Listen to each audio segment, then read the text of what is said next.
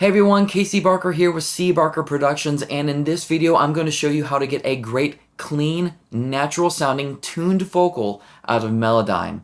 Now, one thing that I've observed over the years is that a lot of people use Melodyne incorrectly. They use wrong tactics, they use the wrong tools, or they don't use tools that they could be utilizing. So I'm going to show you those here in a minute.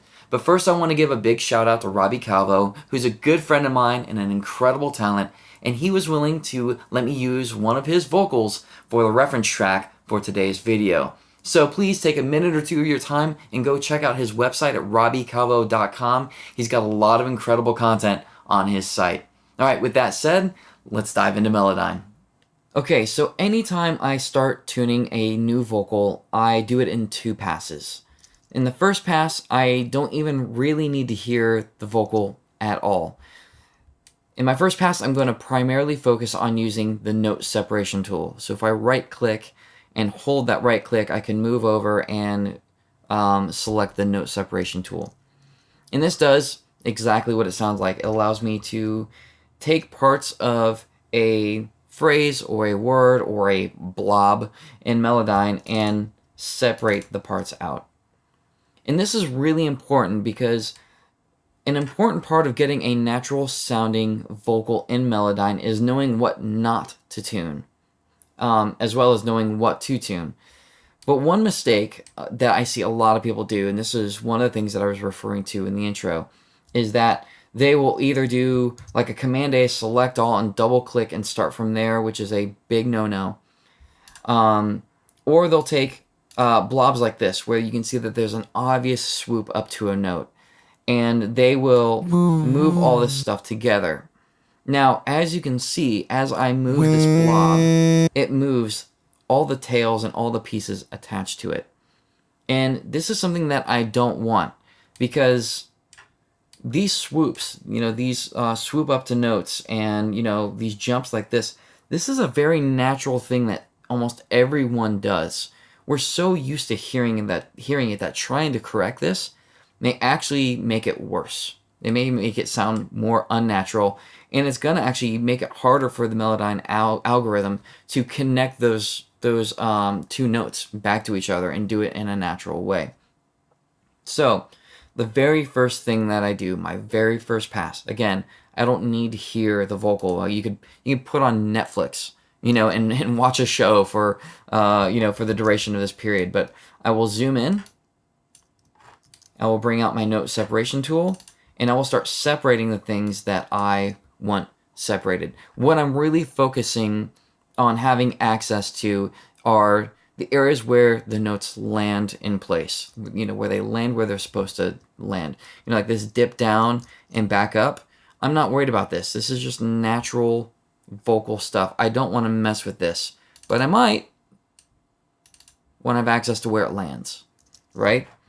So this is the first pass. This dip down here, that's probably intentional, so I'm going to separate these two so I have access to move this one, say here, and this one down here, and then smooth it out. So again, I'm not going to do all that step right now, just because I want you to see what this process is. Again, I'm probably going to leave this swoop alone and just manipulate where the note lands. This is probably a whole step dip. So I don't really want to mess with the dip, but I want to make sure that I'm able to manipulate where the note actually lands and sticks. Again, here, this is a dip up to a note or swoop up to a note. I'm not going to mess with this. I am going to mess with this, however. So I am going to, as fast as I can, move through just like one verse and separate everything out. Again, this that dip down there, I want to treat that separately. If I undo, a lot of people would try to work like this, and I don't want to do that. I don't want this stuff, I don't want this stuff moving in conjunction with the note above it. I really just want to be able to focus here, make this land in the right place, make this land in the right space, and I may leave this alone. I don't know yet. I will have to listen to that. You know, I may just tweak it ever so slightly, so you know that it kind of lands in the middle there. I don't know. We'll see. Right. So this whole process shouldn't really take you all that long. You know, and sometimes I'll move just the default cut locations that Melodyne kind of interprets on its own. Sometimes they're not always right. You know, again, things like this where I've got a dip down to a note, but then you can see there's a long trail, but the blob extends out quite a ways. If I move this, you can see it's going to move everything over to this boundary, and I really don't want that. I want to be able to manipulate where this lands and leave this long drag, this long swoop, alone. Again, it probably sounds really natural. Same thing here. I've got all this, you know, all this tail ahead of where the note actually lands. I don't want to mess with this stuff like right here. It's not, you know, these two notes right there. I really don't want to mess with this. You know, I want to be able to lock this into place, make it land where it's supposed to go, and let everything else be. Until I know more, until I'm able to take a closer look and reassess.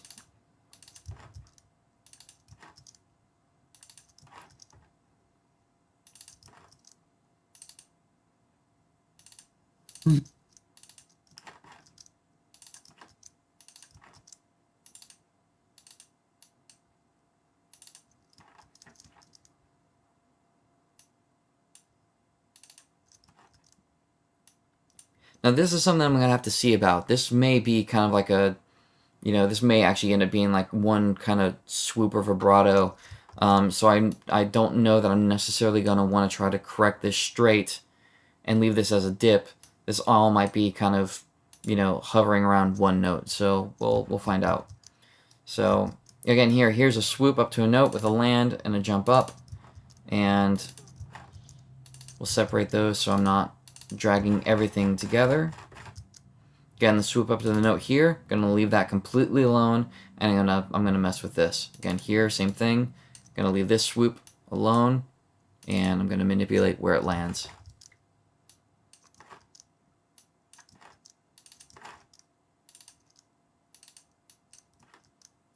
Again, there's a good chance here that I'm gonna leave this part alone. I'll tune this and I'll tune this.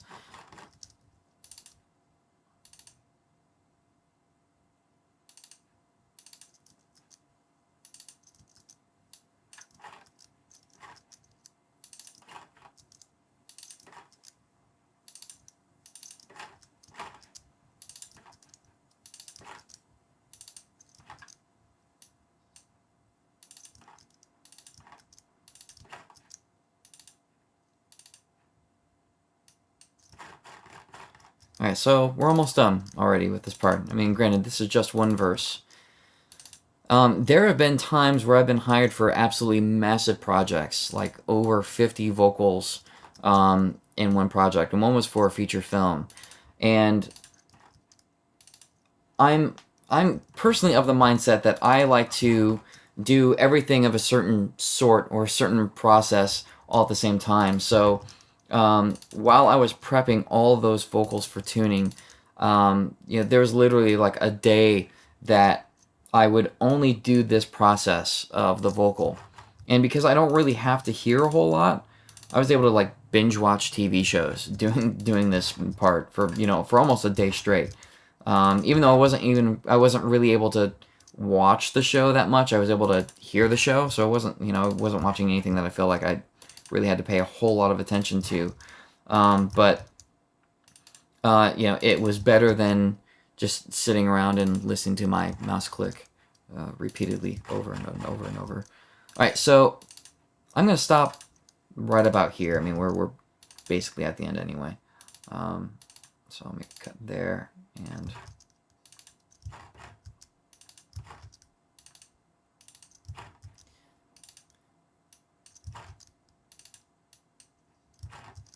But hopefully you're able to see what this is really accomplishing and how I'm going to move forward with this. All right, so let's jump back to the front. Now here's where I start using my actual pitch tool. to start locking things into place. Now, there's 3 tools just in this one column here that are vitally important. One is obviously the pitch tool. It's the one that everyone is used to using in Melodyne, and it's just the note or the tool that snaps each note or blob to a note value. So I think we can all understand that part. Now, one thing that not enough people use is the pitch drift tool. So what the pitch drift tool is allows you to take anything within a blob that is shifting out of pitch and bend it back in place. One other mistake that I've seen people do with Melodyne is if they see something like this, where you can see that the pitch almost looks like it's ascending into place and not really locking, flat, not laying flat within the note. What they'll try to do is they'll actually try to cut this up, and treat it like that, and snap the 2 pieces individually into place. Sometimes that can work. I highly recommend against this though, because this tool does a better job of making that correction without actually splicing and cutting the audio.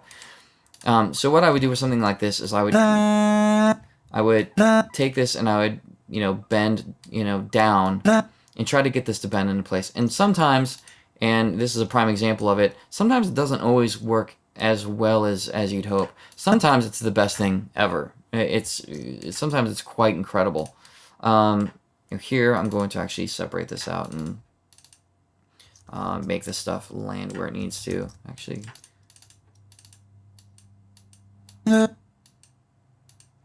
line in the sky. So here I can tell from this blob that this is going to work incredibly well with the pitch drift tool. Is you can see that this again descends within the note a bit, and so you can see that things that were pushing a little bit sharp bend down into the center of the pitch, and things that were falling a little bit flat bend back up. And you can find things that are like bent like this, and it will it'll tilt right back into place. Over here is another prime example. Is allowing that vibrato to lay a little bit more flat within and land a little bit closer to pitch center.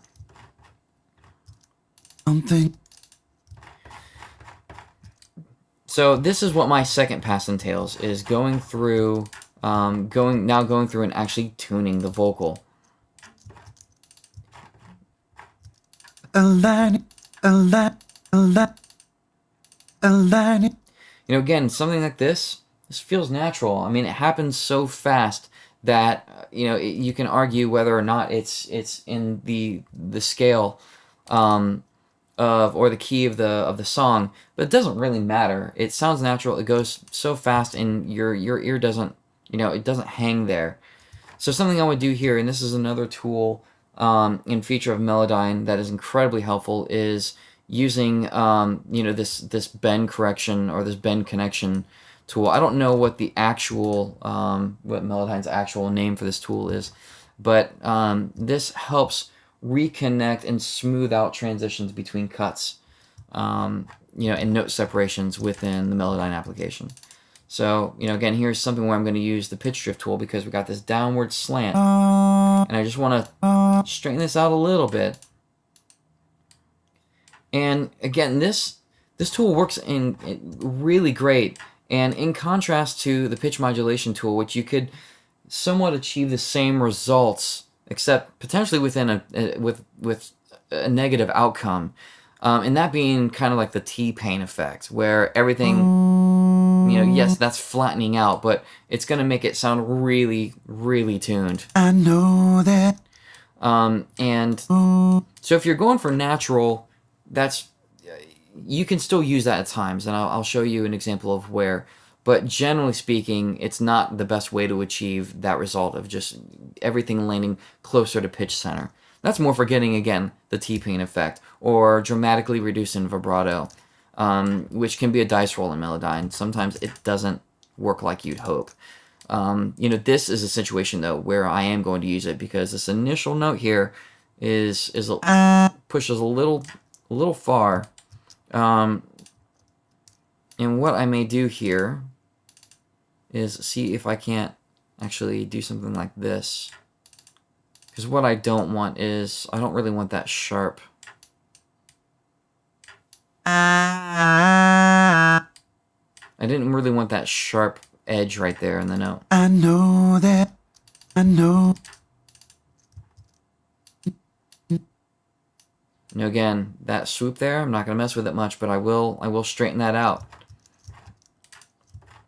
with with this connection, this curvature tool here. Again, something like this, where he's kind of swooping down. I'm going to see if the pitch drift tool will straighten that out enough, and if that doesn't work, then maybe I'll use that, but I don't like the results of either of that, so I'm just going to leave it alone. The other option I can do is I can move this tool back a little bit more, so it gives me a little bit more access to a little bit more information to work with there. A line in the sky, line it. Again, this quick swoop here, it's not worth going after. It sounds natural. Line in the sky, in the sky. And something's up, something's. Again here, I'd rather maybe squash the dynamics of that down, the vibrato of that down a little bit, rather than cutting it up. It will probably sound more natural to kind of squeeze it a little bit rather than cutting and chopping the performance up. And something's things. Again, these, because I've made an adjustment this way, I'm probably going to use this tool to kind of smooth that transition out. Some things are meant to be. Again, pitch drift tool here. It's going to smooth some of that vibrato out. And then I'll use this connection tool because that should round this initial landing off a bit. And looks like I may have to just nudge that over just a little bit to get that result. Meant to be. I know.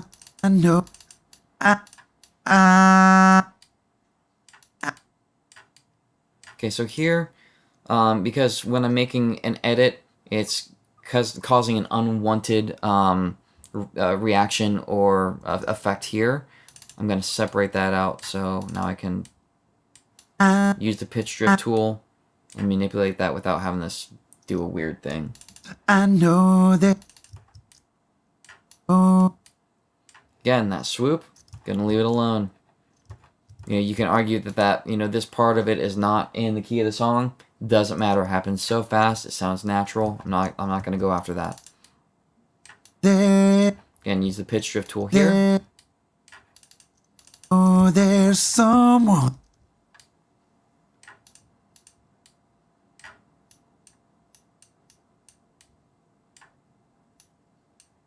Someone out there for Again, this swoop down sounds cool. Like, it sounds natural. Like, I'm probably not going to mess with it. Out there for. Now here, I'm going to edit this a little bit tighter. I may have just missed it on the first pass. And I'll bring this edit in here, and then I'll try to tighten this down into pitch center. Just a touch more. And pitch drift isn't doing a whole lot with it just because I think the segment is so short. So I will be using the pitch modulation tool just to lock that a little bit closer to pitch center. There for everyone.